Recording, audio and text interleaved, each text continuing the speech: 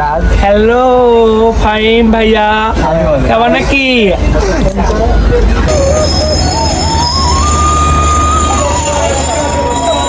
Darjeeling feel হচ্ছে। দার্জিলিং এতে এমন গাছ থাকে।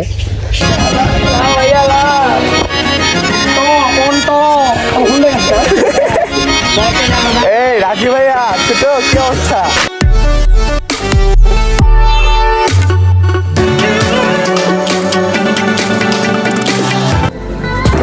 কি অবস্থা সবার, কেমন আছেন সবাই? আশা করি সবাই অনেক বেশি ভালো আছেন। Welcome to my official Facebook page and YouTube channel Tamim bro, and you are watching another a brand new video. আর এখন বেসিক্যালি আমি আছি হচ্ছে রাজশাহী স্টেশনে। আমার পিছনে দেখতে পাচ্ছেন যে ট্রেন, আর এখন বাজে হচ্ছে রাত 9টা। তো এখন রাজশাহী স্টেশনে আসার কারণ হচ্ছে টাইটেল অ্যান্ড থাম্বনেল থেকে তো বুঝাই গেছেন, যাবো হচ্ছে পঞ্চগড়ে। তো আসলে আমাদের হঠাৎ করে প্ল্যান হয়েছে, আর আমার সাথে আছে হচ্ছে আমাদের প্ল্যানটা হচ্ছে আরও কয়েকজন আসবে, ওরা আসুক, ওরা আসলে আসলে সবাই একসাথে শেয়ার করতেছি। এখন আমাদের ট্রেনটা আসলে ছেড়ে দিচ্ছে।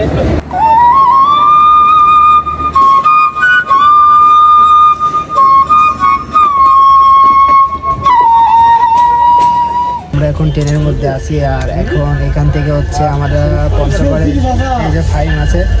তো আসলে এখান থেকে আমাদের পঞ্চগড় প্রায় 300 কিলো, স্ক্রিনে দেখতে পাচ্ছেন। আর এখানে হচ্ছে ফাইম, আর আমাদের সাথে আরও 3 জন আছে।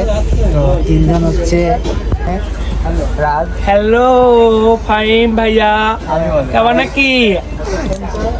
রাজ খালি খাওয়াতে ব্যস্ত, ঢেউটা বানাইছে কি গাইড। এখানে হ্যালো গাইস, হ্যালো গাইস।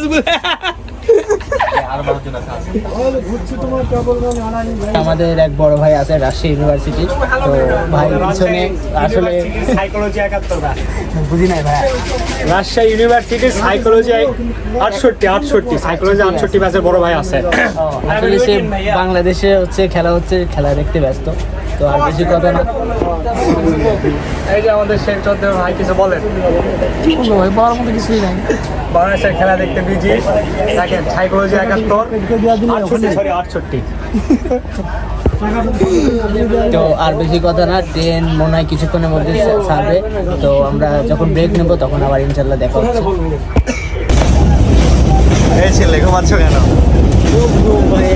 এখন আছে হচ্ছে আমরা আব্দুলপুর স্টেশনে। আর একটু ওয়েদারটা আপনাদের দেখাই, যে এখন রাত বাজে 10:30, আর চারিদিকে আসলে কিচ্ছু দেখা যাচ্ছে না। এখানে ট্রেন মেবি 30 মিনিটের মতো ব্রেক দিবে। খালি ওয়েদারটা দেখেন ভাই, চারিদিকে অন্ধকার।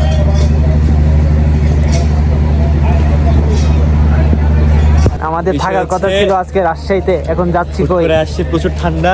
হ্যাঁ এখন আব্দুলপুর জংশনে আমরা। হ্যাঁ, এই যে এনভায়রনমেন্ট একবারে কুলকুল, ঠান্ডা কুলকুল অবশ্যই। এই আর কি প্ল্যান পঞ্চগড় যাচ্ছি, একদিন থাকবো, ঘুরবো ফিরবো, মজা হবে, দেখা হবে আবারও।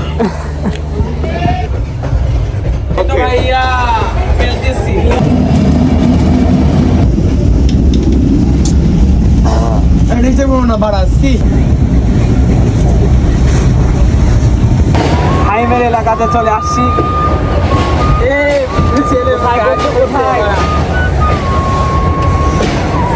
ভাইয়া তোমার এলাকাতে নিয়ে যাচ্ছ, এই থামবে না এখানে ট্রেন?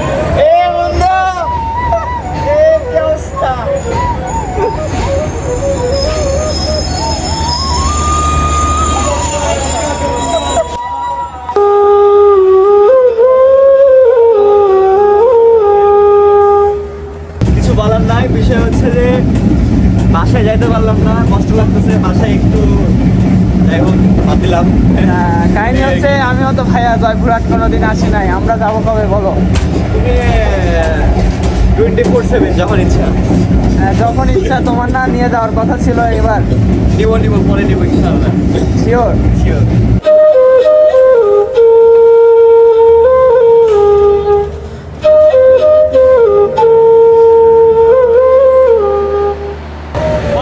আমরা পঞ্চগড় এখন নামবো, পঞ্চগড়ে চলে আসছি।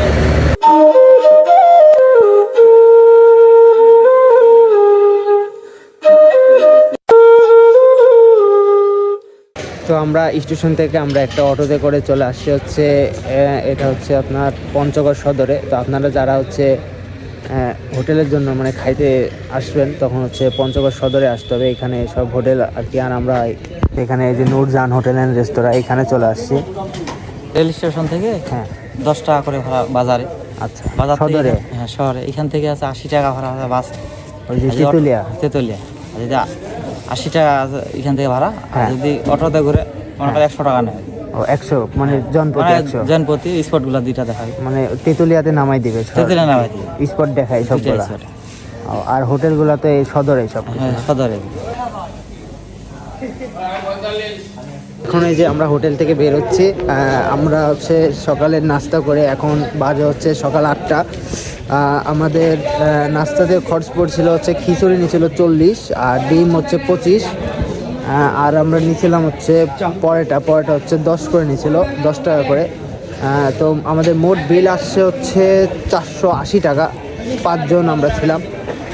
তো আপনারা এই হোটেলে আসতে পারেন। এই হোটেলের খাবার মোটামুটি ভালো আছে। তো এখানে আসলে সব কিছু আপনারা পেয়ে যাবেন। ঘুরতে বেরোবার জন্য একটা অটো রিজার্ভ করে নিছি।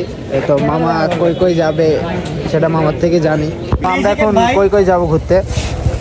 এখানে যাব তুলারডাঙ্গাতে, তারপরে যাব হিমালয় থেকে মহারাজা থেকে বড় কামা তেতুলিয়া।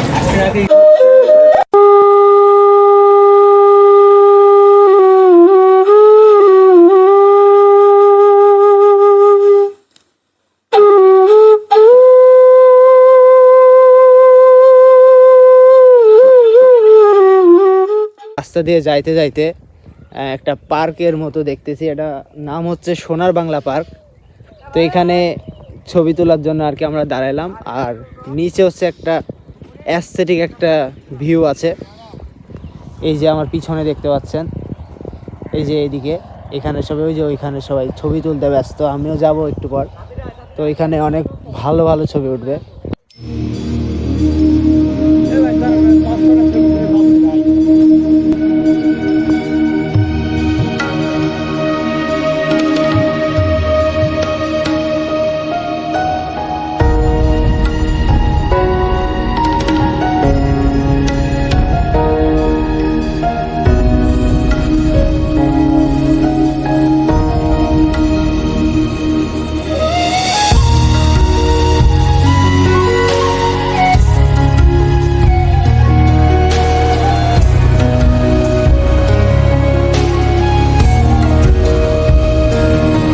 আমরা এখন আছি হচ্ছে একটা চায়ের ফ্যাক্টরিতে।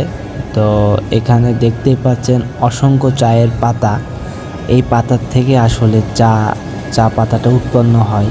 তো আমার ডান পাশে হচ্ছে এই যে এই সাইডে দেখতেই পাচ্ছেন যে মেশিনগুলো রাখা, নিচে যেখান থেকে ধোঁয়া আসতেছে এখানে আসলে চা বানানো হচ্ছে। তো আমরা ঘুরে ঘুরে দেখতেছিলাম, আসলে ভালোই লাগতেছিল। কখনো চায়ের এরকম মানে ফ্যাক্টরিতে আসা হয়নি। তো সবাই ঘুরে আর কি মজাই পাচ্ছিলাম।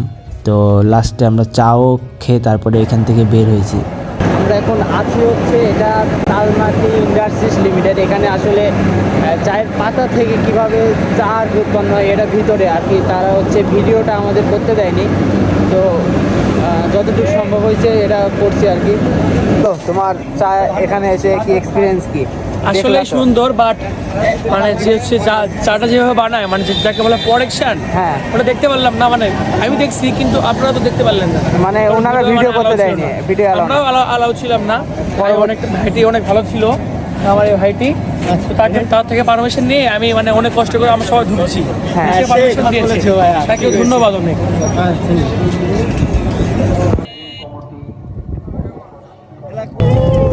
ঠান্ডা ভাইয়া, খুবই ঠান্ডা। আমরা এখন কই যাচ্ছি ভাইয়া? আমরা যাচ্ছি এখন মহারাজার বাড়িতে দাওয়াত খাইতে। মহারাজার দিঘিতে যাচ্ছে ভাইয়া। তো বেসিক্যালি এখন আছি হচ্ছে মহারাজার দিঘিতে।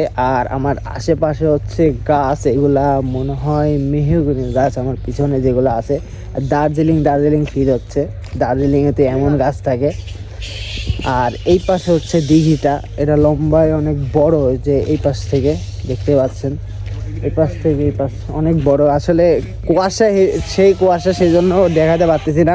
আসলে আপনারা দেখতেও পাবেন না, আমার ব্যাকগ্রাউন্ডে দেখতেছেন যে কি কুয়াশা, খালি সাদা দেখতে পাচ্ছেন, আসলে দিঘিটা দেখতে পাচ্ছেন না। তাও আমি দেখাচ্ছি নিচে নেমে কি অবস্থা। আমরা এখন উপর থেকে নিচে যাচ্ছি। তো এখান থেকে আসলে আপনাদের যে দিঘিটা আছে, এই দিঘিটার ভিউটা একটু দেখানোর চেষ্টা করি, দেখি দেখা যায় নাকি। প্রচুর কুয়াশা, এর মধ্যে দেখা যায় নাকি একটু দেখি নিচে নেমে। যে এই দিঘির অবস্থা এখন এরকম, কুয়াশা মনে হয় না দেখতে পাচ্তেছেন ভিডিওতে, আবসা আবসা খুব দেখা যায়। এই যে এখানে নৌকা নিয়ে ঘুরতে পারবেন যখন আসলে কুয়াশা থাকবে না তখন। আর ওই যে ওই পাশে একটু দেখা যায়, ওই পাশে দিঘির ওই পাশে যে গাছ মাঝখান দিয়ে যে পোস্তে, এটা অনেক বড়, এটা আমি খালি চোখে দেখতে পাচ্ছি। আপনারা ভিডিওতে কেমন দেখতেছেন আমি জানি না। তো এই তো, যারা শীতের মধ্যে এখন আসবেন তারা এইরকম একটা ওয়েদার পাবেন।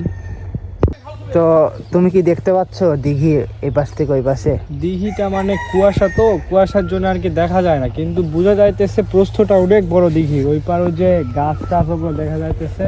হ্যাঁ, মানে কুয়াশা না থাকলে দিঘিটা মানে ভালো করে দেখতে পাইতাম, ফিল নিতে পাইতাম। আচ্ছা। কুয়াশার জন্য দিঘিটা দেখা যাচ্ছে না আর কি ভালো মতে। আমার এখানে এক বড় ভাই ট্যুরে আসে, আসলে ঠান্ডায় খুবই ক্লান্ত। ভাই কিছু বলবেন না ভাই ব্লগে? ট্যুরটা আসলে এক কথা অসাধারণ, কারণ মানে দীর্ঘদিন প্ল্যান করলে আসলে সেই ট্যুরগুলো সাকসেস হয় না। আমরা হুটহাট করে 1 plan ঘন্টার করছি। মধ্যে প্ল্যান করছি না ভাই, একটু কম বিকেলে। সময় হবে।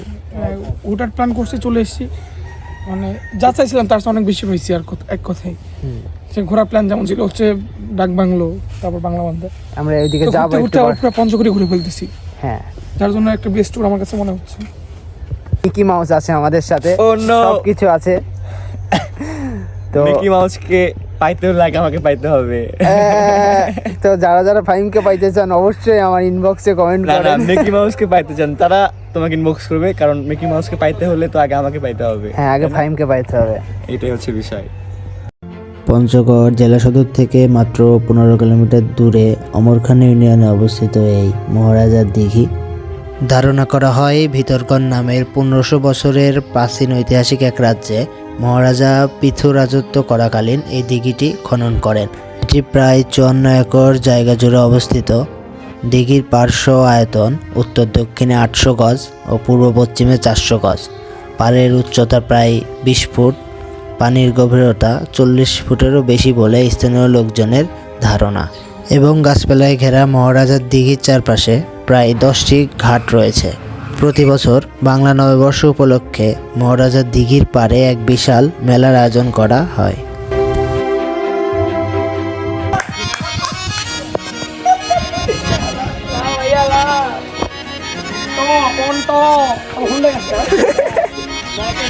এই রাজু ভাইয়া, ছোট কি অবস্থা?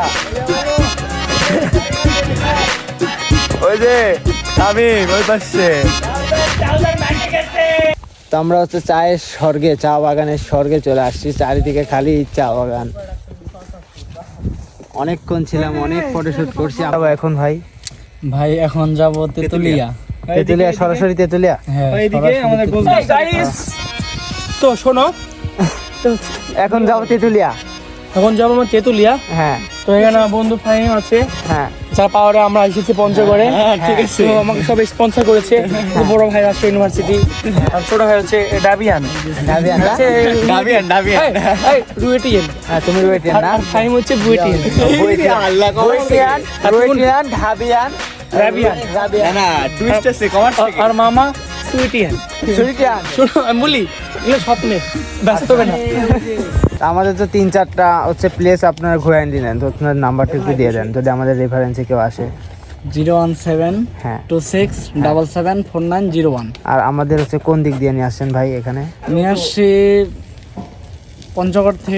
পঞ্চগড় থেকে গেলাম ইয়াতে হ্যাঁ, তুলাডাঙ্গা থেকে হিমালয় পার্ক থেকে মহারাজা ডিগি থেকে বড়গামা থেকে কাজিরহাট হয়ে একদম তেতুলিয়া থেকে সীমান্তে পার্ক। সীমান্ত পার্ক হোটেল। গাইজ আমরা হচ্ছে এখন তেতুলিয়াতে আছি। হ্যাঁ, আমার সাথে আছে রাজ বস বয় আর আমরা এখন আমরা এখন আছি হচ্ছে হোটেল সীমান্তর পার রেসি হচ্ছে, এটা হচ্ছে আবাসিক। আমরা হচ্ছে এখন এখানে থাকবো, আর এখন হচ্ছে দুপুর আর কি, আমাদের লাঞ্চ করা হয়নি, তো এখন লাঞ্চ করতে যাব। তো সামনে হচ্ছে তেঁতুলিয়া বাজার, তো এখানে যাব। তেঁতুলিয়া তেঁতুল গাছ, আমরা এখন এই গাছের নিচে যাচ্ছি রেস্টুরেন্টে। কোথায় ভাইয়া? ভাতের হোটেলে, তাই বলো। কোথায়? ভাতের হোটেলে। ভাতের হোটেলে। আমরা বাঙালি ভাইয়া, ভাত খাইতে হবে প্রচুর, তাই না ভাইয়া? আমরা এখন আসি হচ্ছে তেঁতুলিয়ার বিখ্যাত হোটেল, সবাই জানে যে বাংলা হোটেলে। আর এখান থেকে হচ্ছে এই যে তেঁতুল গাছটা দেখা যাইতেছে এখান থেকে। বাংলা কি হোটেলের নাম? বাংলা হোটেল। গাছের সাথেই হচ্ছে হাটের ডাইনে, আর এখানে আছে সব ক্ষুধার্ত, সবাই ক্ষুধার্ত। আমাদের এখানে হচ্ছে ভাত, আর হচ্ছে এটা হচ্ছে ভাজি, আর এটা হচ্ছে ভর্তার হচ্ছে প্যাকেজ। এখানে হচ্ছে আমাদের মাংস হচ্ছে 120 টাকা পিস আসলে মুরগির, আর এটা হচ্ছে 40 টাকা নিচ্ছে আমাদের থেকে। তো এখন আমরা হচ্ছে খাওয়া দাওয়া করে আসলে মাত্র রুমে আসলাম, আর আমাদের হোটেল ভাড়া নিয়েছিল হচ্ছে 1200 টাকা। এক রুমে আছে হচ্ছে 5 জন। এখানে একটা বেড, তার পিছনে আর একটা বেড, আমাদের বৌদি।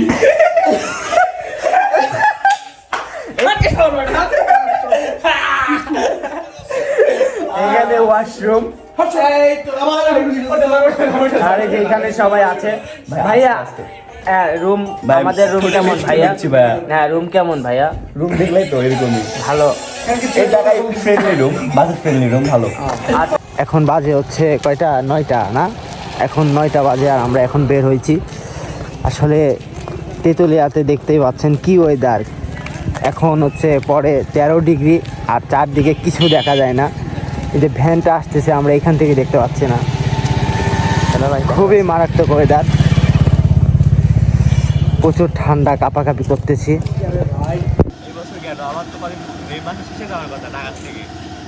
ভাইয়া কি অবস্থা ভাইয়া? হ্যাঁ প্রচুর ঠান্ডা ভাইয়া, তাই মুখ দেখলে ধোঁয়াই বেরোচ্ছে। হ্যাঁ হেভি ঠান্ডা। ব্যাকগ্রাউন্ডে দেখতেছো না ভাইয়া কি ব্লার? এই কি অবস্থা ভাইয়া? এই যে ছোট ভাইয়ের, এই দেখো ছোট ভাইয়ের মুখ খোলা একবারে। তো আজকের ভিডিওটা এই পর্যন্তই। আমাদের পঞ্চগড়ের আজকে এটা ফার্স্ট ব্লগ, আরও 2-3টা ব্লগ কন্টিনিউ আসবে। যারা যারা পঞ্চগড় আসবেন তারা এইরকম ওয়েদার পাবেন। আর আমরা তো শীতের মধ্যে গেছিলাম, আর ব্লগটা আপলোড দিচ্ছি হচ্ছে রমজানের মধ্যে। এক্সাম ছিল, সেজন্য প্রচুর প্যারা, তাই দিতে পারি নাই। তো যারা যারা ফার্স্ট দেখতেছেন অবশ্যই সাবস্ক্রাইব করবেন এবং পাশে থাকা বেল আইকনটা প্রেস করে দিবেন। আর যারা যারা ফেসবুক থেকে দেখতেছেন অবশ্যই ফলো দিয়ে সাথেই থাকবেন।